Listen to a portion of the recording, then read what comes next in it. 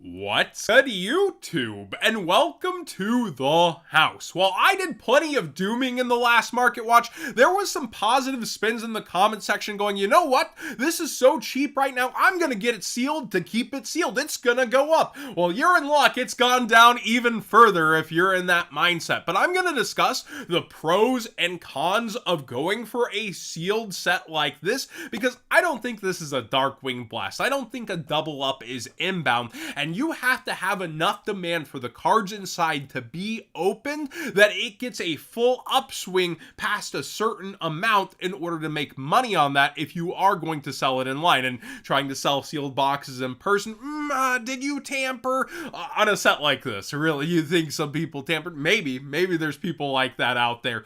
But this is under $50 a box shipped to my front door with my high Texas sales tax. This is at $44.50 for the very lowest before sales tax, and it's about $45 all the way through the front page. Vendors are turning and burning this like they just want to get it out of there, and there's good reasons for that in my opinion, despite the ARTMAGEs all going up for the most part.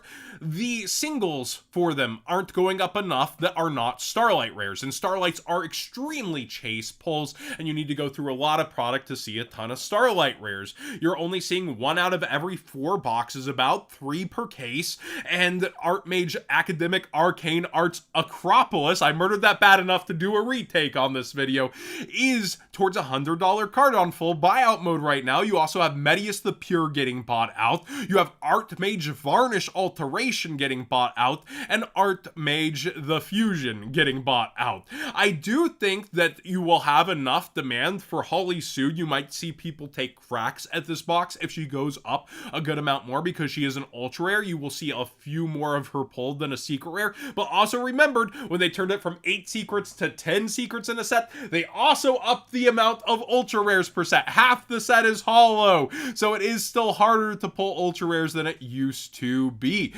With Sky Striker Ace Zero, the Starlight rare, it's interesting because it's actually outpricing the pre-sales, and I think it's that early rush of gotta complete my max rarity mermails, Sky Strikers, because it is the modern interpretation.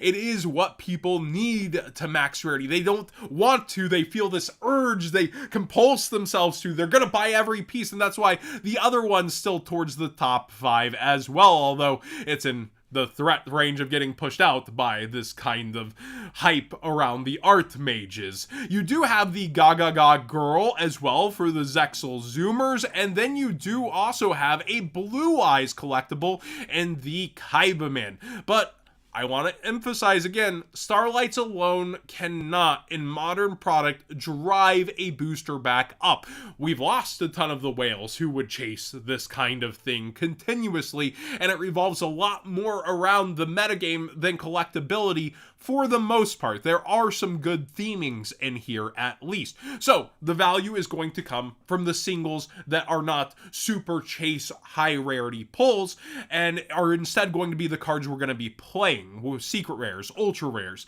And Vanquish Soul Holly Sue towards $30 early with K9 on the horizon could pull demand to where we could see a $50 card, $60 card like Luster Pendulum back in the day. With enough of this set not opened, I could definitely see that happening. And then people, if this does go past the price of the box, might start considering opening it and it pushes back towards 55 or something like that. But again, shipping on a box like this is going to be like $8. And then you're going to have a 13% platform fee. That bump up's not enough. You need to see it realistically start to go towards 70, 75 to end up seeing your money back. So you need this ARTMAGE push as well to become very real. And then you need to see it start to hit those numbers. If you want great margins, you're looking at like $90 boxes, right? And with that, you're expecting this set to end up like a Darkwing Blast, and I personally don't see it coming back around that much, but I do see the potential versus this current initial fall off for an upward swing in the future, because we're not going to have reprints for the set for a while, and there is that potential there. Let me know what you think though with stuff like Medius as well in the Ultra slot, as well as the ARTMAGE Grufflair, they're starting to see their way in lower quantities and start to push up in price, while what people initially were speculating on, like the Ace Zero, are more so down in price. And you do have the Lunalite Gold Leo as a decent mid pull as well, but the rest of the set is, outside of ARTMAGE's, mostly kind of on the lower side, and ARTMAGE isn't necessarily something that's like super proven itself, right? But let me know if I'm wrong on that. Is it like really killing it over in the OCG? Is it like next level and I'm missing something? Because people are really rushing at it right now early and trying to get in at those lower prices. Arc Rebellion Xyz Dragon, also I believe for K9. It's secret rare. It was a actually set cover. I remember I have the banner. This is getting bought out in mass, but you have an easy access super rare version that's still holographic, still nice, for pennies on the dollar comparatively. So do be aware there's a nice cheap version, but people are now going towards $10. Wow, that is high. And somebody even spent the money. That's wild. Yeah, multiple. Okay. And I did log in. That's interesting. I guess it logged me out. Blue Eyes White Dragon Starlight Rare is also on the buyout mode. We saw them at the 160, 165. Now they're headed towards $200. In Battles of Legend, that's so thirsty for value. A little bit of turnaround on the top card being Blue Eyes isn't all that surprising, as there's not going to be the most of them when the boxes are failing. Junk Warrior was the Junk Starlight that I kind of warned, hey, there's that structure deck around the corner, and of course it got bought out with the reveals, and it's towards $26, $27. I think it's because it's one of the easier pieces to make disappear, and we'll discuss that with other ones as well, because Junk Warrior's been pretty consistently up already, but it's not like crazy up versus the reveals for its QCR. And then you have Junk Synchron actually on full swing buyout mode, crazy prices, $45 lowest, and you see the sales are actually through the 30s there.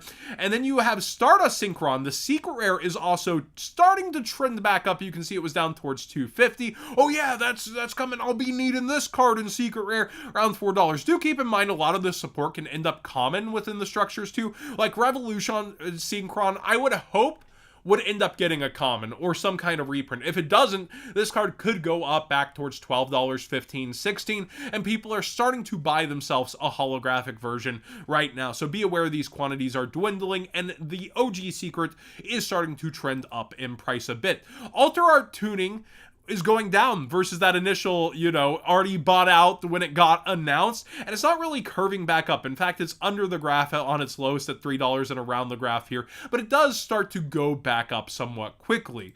You have the QCR tuning, however, up versus its market prices around $12. Junk Speeder QCR also had that early buyout, and you see it's actually coming and trending back down and not going too crazy from the announcement. So cards that had that initial buyout aren't bumping so hard, but with the reveals, you're seeing cards that weren't bought out before trend way harder than they were to some degree, right? Synchro Overtake was also mentioned, and this is where in the Discord people were like, well, that could come common in the deck, right? This secret rare is only $2.50. If you want the nice secret version, get the secret version, but be aware if you're trying to roll the dice on it coming common or not. Yeah, it definitely could, but at the same time, this card in secret rare looks very nice to have a secret rare of. So if you're a max rarity synchro fan, there's still a lot of cheap eats out there right now. Psy Blocker for the Psychic decks in the future is going up for its STBL version. Remember, this only comes first edition, and STBL has a very storied history within everything. It's back up towards $15, and I'm honestly surprised that it was that much lower than that, because Psy Blocker just has so much history in the game, potential to float back into metagames, which it's doing here, and we see it's starting to get targeted.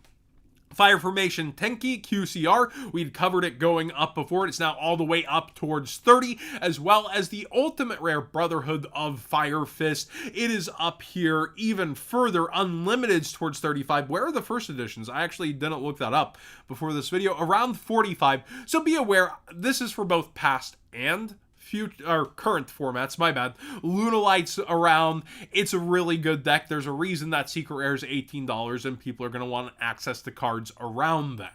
Artifact Durandal for past formats, though, is really spiking. Remember, hats kind of popularized itself a bit, and people are even extra on it because, oh, they're going to do time travel instead of Time Wizard in the States at some point.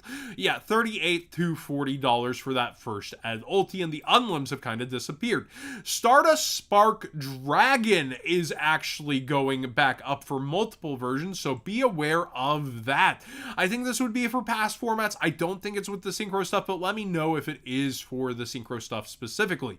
Test Tiger Commons were way more expensive than I thought, and with that, it makes sense that the Platinum Secret is coming back way up. I didn't know this was like $2 versus a $5 common. Just makes way big sense that people would be buying it up to where a common was at for a modern holo. And finally, Blackwing Vayu, the ultra rare, is mega climbing. We covered the ultimate rare, but the ultra is towards, for the unlim, $17, $18, and the first edition is on full buyout mode. There's this huge pushback versus modern collectibles and how they look and how they are versus buying the old school thing. And this is not max rarity, it's mid-max.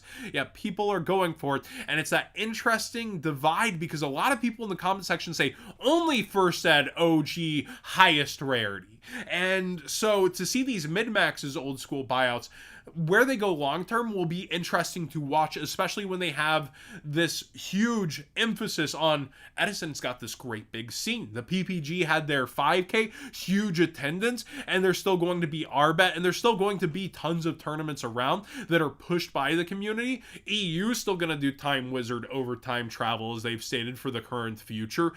It will be very interesting to see how this push of money that's being somewhat emotionally pushed into the market, but also actually having utility goes for the future. Let me know what you think of this. Like, are cards like this, especially in first edition, still on your okay list, or would it be ultimate rare or nothing? For me, I feel like I would either go cheap modern or all the way.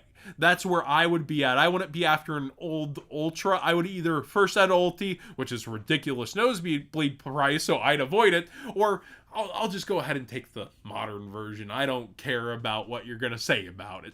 Thanks for watching today's Market Watch. Please subscribe if you haven't already. Give this video a thumbs up if you enjoy these conversations. And again, I know everybody's got different tastes. Sometimes when you're balling out and you're max rare, you feel at your best, so you play at your best. But for me, it's when it's about accessibility and playing, I cheap out all the time, and that's where I really go with it.